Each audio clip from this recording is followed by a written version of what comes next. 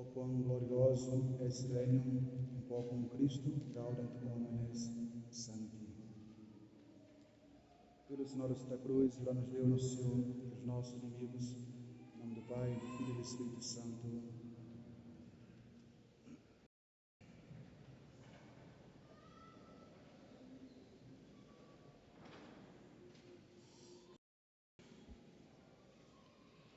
O quão glorioso é o reino no qual, com Cristo, todos os santos se alegram. Reverendíssimo Padre Ednei, caríssimos irmãos, celebramos hoje, numa única solenidade, todos os santos de uma única vez. Todos aqueles nossos irmãos que já reinam junto de Deus. Durante todo o ano, nós celebramos ilustres moradores do céu, mártires, confessores, santas virgens, viúvas, eremitas, pais, mães de família, jovens, crianças, adultos, de todas as classes sociais, homens, mulheres. A Igreja nos apresenta uma abundância de santos ao longo do seu ano litúrgico, mas hoje, de uma única vez, ela nos apresenta todos aqueles que ela conhece, os canonizados, e todos aqueles que passaram por esse mundo despercebidos pelos homens, mas conhecidos somente de Deus. Todas as festas do ano têm a sua excelência própria e a sua utilidade para as nossas almas. E a festa de hoje nos mostra a glória de que desfrutam todos os santos e radica em nós a esperança de que havemos um dia de partilhar com eles dessa mesma alegria junto de nosso Senhor. Por que então que a Igreja hoje nos faz celebrar esta solenidade? Primeiro, para agradecer a Deus todas as graças que Ele concedeu a estas almas bem-aventuradas, os santos. Segundo, para que numa única festa honremos a todos os santos do céu, os conhecidos e os desconhecidos. Terceiro, para que possamos reparar a nossa falta de, durante o ano litúrgico, não ter valorizado o suficiente a festa desses santos ou não ter celebrado-as convenientemente na Igreja. Mas, por fim, a Igreja quer, com a festa de hoje, colocar cada um de nós sob o patrocínio, dependentes da intercessão de cada um desses nossos irmãos que já estão no paraíso. Hoje, portanto, é grande dia de festa no céu. Quantas vezes falamos aqui de conversão, mortificação, penitência, morte, juízo, inferno, purgatório, tantos temas que para nós são dolorosos, que todos eles exigem de nós o pensamento do fim, a necessidade de conversão. Converter-se significa sofrer, lutar contra si mesmo, que é a pior batalha que nós podemos empreender. Mas hoje o tema é o céu, é o paraíso. Mas o que é o céu? Por mais que se fale sobre o paraíso, nós nunca poderemos expressar com as nossas simples palavras humanas, de modo satisfatório, o que seja a felicidade que os santos já gozam junto de Deus. O rei Davi dizia apenas: Senhor, quão abundantes e excessivas são as delícias que vós reservais aos que vos temem. São Paulo, que foi, segundo ele mesmo conta, arrebatado ao terceiro céu, ele poderia nos dar uma ideia mais acertada sobre o paraíso. Mas a única coisa que ele nos diz é que nem os olhos jamais viram, nem os ouvidos jamais ouviram, nem o coração do homem concebeu coisa alguma que fosse comparável ao que Deus preparou para os seus santos no céu. No céu, caríssimos irmãos, não existe sucessão de dias, de noites, não existe calor, frio, doença, enfermidade, não existe necessidade, apego aos bens, nada disso. Tudo isso passa, fica aqui embaixo. Lá no céu não haverá mais perseguições, calúnias, ciúmes, rixas, não haverá mais a necessidade de trabalhar para o próprio sustento, porque todos nós seremos satisfeitos com a visão beatífica, a visão de Deus mesmo, que nos contentará de todas as coisas. Ali no céu não existe temor, não existe angústia, não existe mais a morte. A morte não tem mais permissão para exercer o seu ofício, ela será obrigadamente aposentada e não mais nos atacará.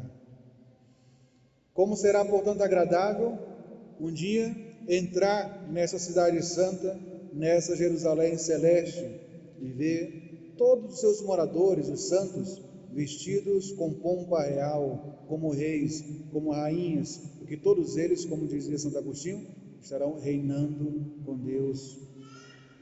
Qual será o nosso prazer, caríssimos irmãos, ao contemplar no céu os nossos santos padroeiros, o nosso anjo da guarda, a Santíssima Virgem Maria, mais bela que o próprio céu, ver o Cordeiro Imaculado, nosso Senhor Jesus Cristo, divino esposo das nossas almas, ver que Ele conservou consigo as chagas, preço do nosso resgate, como troféu, como triunfo, como penhor, que finalmente será um dia atendido ao nos ver diante dele na glória.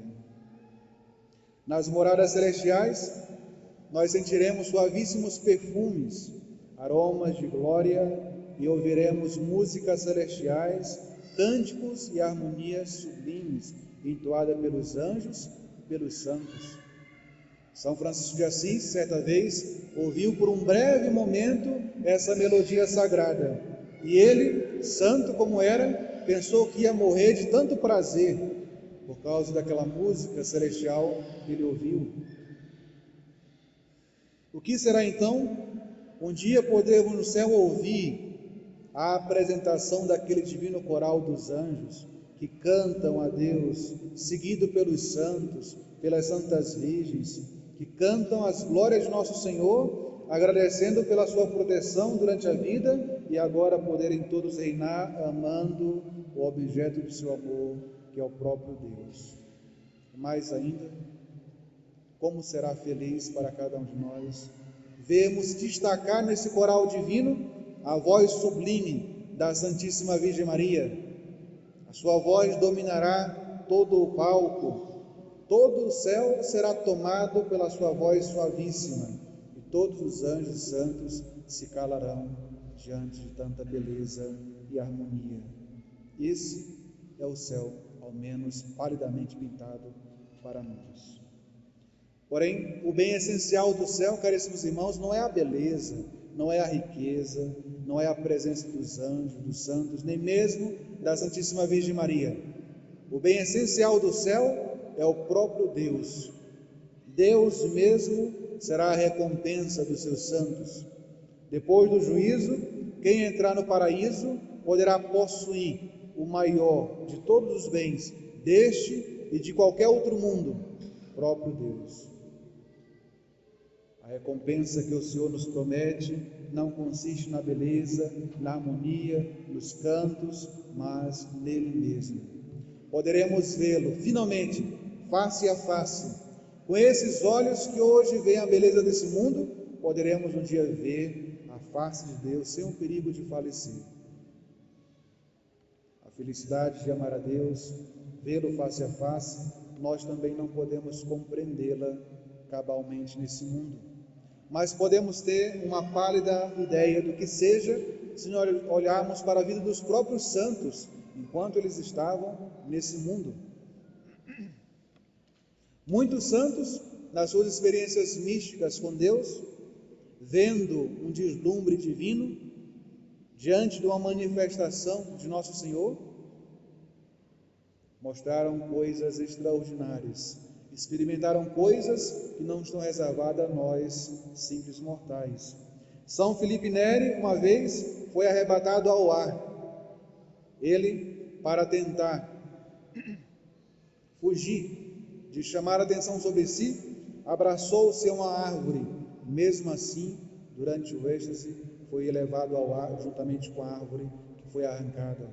A mesma coisa acontecia quando ele tentava segurar, por exemplo, um banco na igreja. Era erguido às alturas, juntamente com o banco. Mesma coisa aconteceu com Santa Teresa, que se agarrou ao genuflexório em que estava ajoelhada, e primeiro assim foi arrebatada em êxtase com o genuflexório. São Pedro de Alcântara elevou-se certa vez, arrancando também uma certa árvore, cujo tronco se separou da raiz. Essas coisas extraordinárias nos servem para nos mostrar quão forte, quão excelente, quão incomparável com todo e outro qualquer prazer é a visão de Deus. E olha que esses santos não viram a Deus face a face, senão teriam morrido, mas viram apenas o deslumbre de Deus, uma manifestação divina. São Vicente, durante seu martírio, falava de tal modo que parecia que aquele que sofria não era o mesmo que falava. São Lourenço, estendido sobre as grelhas em fogo, dizia ao seu tirano com sombrosa serenidade e até com certo humor: vira-me e devora-me, porque este lado já está assado. Isso acontecia porque São Lourenço, apesar de ser queimado pelo fogo material, incendiado pelo fogo divino, não sentia o fogo material que o consumia. Caríssimos irmãos, o bem-aventurado, o santo, desfrutará eternamente dessa felicidade que os santos experimentaram nesse mundo de modo passageiro e extraordinário.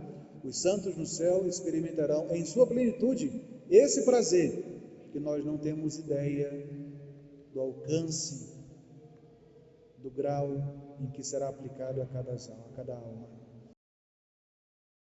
No céu, diante do objeto do próprio amor, que é Deus, cada um amará a Deus de tal modo que se consumirá por esse amor. E quanto mais amar a Deus, mais estará apaixonado. Quanto mais satisfazer o seu prazer em amá-lo, mais irá amá-lo, e isso não haverá mais fim. Como é que nós podemos conseguir a graça de ir um dia para o céu? O céu, diz-nos a Sagrada Escritura, ganha-se à custa de sacrifícios, com a força da violência, pois o céu, diz Nosso Senhor, pertence aos violentos. Como entender essa palavra? Como que o céu pode pertencer aos violentos? A violência que ganha o céu é aquela violência usada para vencer e dominar a sua própria natureza, crucificar em cada um de nós a nossa própria carne, não cedendo às paixões desordenadas, evitando as ocasiões de pecado, não se expondo às ocasiões perigosas, fazendo guerra aos próprios defeitos. Essa é a violência que agrada a Deus e que ganha o paraíso no fim. Fazer sacrifício por aceitar, por amor a Deus, as provações, os sofrimentos, as contrariedades desta vida, uma doença, uma perseguição, uma calúnia, passar por todos os sofrimentos unindo-se constantemente a Jesus crucificado e oferecendo-se livremente a nosso Senhor, para que tudo seja para proveito de nossas almas. Eis a violência que nós devemos fazer contra nós mesmos para alcançarmos o paraíso. Em tudo isso, devemos nos valer do exemplo dos santos, que foram perfeitos imitadores de Jesus na prática das mais variadas virtudes, especialmente a santa humildade, a paciência, a doçura, a pureza, a caridade, a modéstia. Alguém poderia dizer: mas padre, como posso ser santo? Não tenho tempo para as orações e para as devoções. Caríssimos irmãos, Santa Teresa de Jesus, Santa Catarina de Gênova, São Felipe Neri, todos foram santos que tinham muitas ocupações materiais, mas sabiam reservar o intocável tempo para Deus. Se fizéssemos por amor a Deus as coisas que fazemos por amor aos outros, se sofrêssemos por Deus, pela virtude, aquilo que nós sofremos para alcançar algum bem nesse mundo, para agradar uma pessoa amada nesse mundo, todos nós já seríamos santos. Portanto, nosso erro está em não direcionar esse esforço ao objeto principal do nosso amor, que é Deus. Nós erramos quando direcionamos esse esforço para os amores deste mundo. Alguém poderia dizer: mas padre, eu não consigo ser santo porque o ambiente que eu vivo não favorece a virtude. Um São Luís, rei de França, uma Santa Pulquéria, viveram no perigo constante da corrupção por causa das suas cortes reais. Um Santo Isidro, uma Santa Zita, trabalhavam em casa de família, que não eram pessoas edificantes, e no entanto, todos eles hoje são celebrados como santos no céu. Mas, padre, o meu temperamento é forte, é soberbo, é sensual. Como eu posso ser santo assim? Também os santos eram de carne e osso, experimentaram várias tentações. Santo Agostinho, depois de uma vida pecaminosa, depois da sua conversão, ainda teve que lutar 12 anos para dominar os apelos da carne que o tentavam derrubar constantemente. A muito custo, São Carlos se tornou humilde. Só com muita violência a si mesmo, São Francisco de Sales adquiriu mansidão.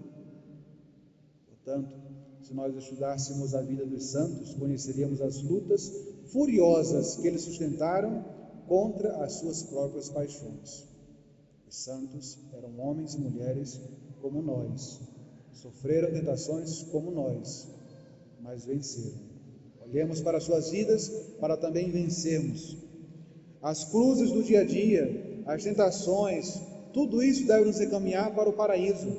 Não devemos olhar para o sofrimento como algo simplesmente penoso, mas como uma escada que devemos subir até alcançar o cimo, no qual espera-nos nosso Senhor Jesus Cristo. Caríssimos irmãos, consideremos que, sendo fiéis a Deus, hão de em breve acabar-se todos os sofrimentos dessa vida, todos os trabalhos que nós temos que fazer, as misérias, as inquietações, tudo será passageiro. Quem viver 50, 80, 100 anos, parecerá um instante, se nós compararmos isso em sofrimento, comparado à vida eterna. Lá na vida eterna, todos nós seremos admitidos à Pátria Celestial, onde viveremos plenamente felizes, enquanto Deus for Deus. Em nome do Pai, do Filho e do Espírito Santo. Amém.